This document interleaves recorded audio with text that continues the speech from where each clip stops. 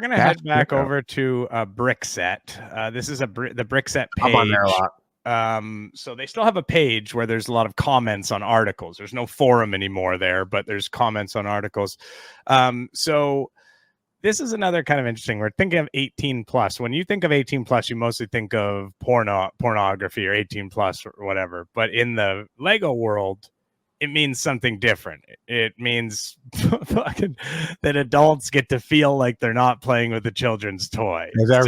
I mean, like I said about the Titanic, I can't even imagine a child trying to carry that box. I think it was like 75 pounds. Okay, fair enough. I'd love to see how these kids are driving to the Lego store. I'd love to see that. Well, they get a ride. They get a ride with their parents. So Robot 99, he's in the United States. This was just after Christmas. He's replying to some type of a set that is 18 plus and says, this has to be the most pointless use of the 18 plus branding I've seen yet. What is it? I don't know, but a standard 300 odd piece. Oh, here we go. A piece van is probably the most generally appealing and straightforward type of build you can get. Labeling it as not necessarily for kids because of the retro in the set name, I guess, is beyond weird. I've been thinking that lately too. Like some of them, like they look like they could be for kids, but they just say like, "Oh, this is 18 and up" because it's something like the Atari behind me.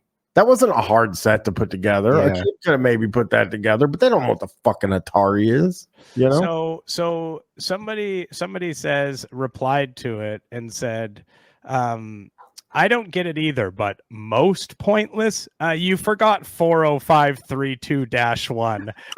Half the count, piece, and complexity of some of my builds when I was 5 years old. That's so good to refer to it by the number. Yeah, man. Vintage tax. So that one is like, it's laughable that that's 18 plus. Now that's $30 too. I could buy that. Okay, relax, dude. The original poster comes back and says to that replier says, touche. That's an equally absurd instance. Yeah, absurd. Touche. That's an equally absurd. It is absurd. The vintage taxi. Come on. Oh, it's a promotional one. That's a GWP. I don't know if you can complain about that. What is what's a GWP? They call that a gift with purchase. Remember, I didn't get my GWP when I bought the Titanic because the guy, yes. What was your? Let me use my Lego points, which that made me so mad. It's like, come on, man. I have all these points. The guy won't let me use my Lego points. And can you explain that any further? Like, what reason did he give for not allowing you to use your Lego points? He said you have to use your Lego points before you pay with your gift cards, because I had a bunch of gift cards and then I had some Lego points, and he was like, I can't do it now, it's too late, which I didn't want to Karen and call the manager. Also, it's not like you're not going to have an opportunity to use the points again.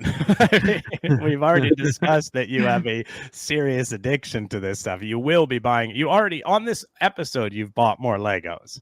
Well, that's a minifig of a guy with a hog. That's like way different purchase for me. I'm going to go down and tell my wife about that, and she's like, "Oh, great."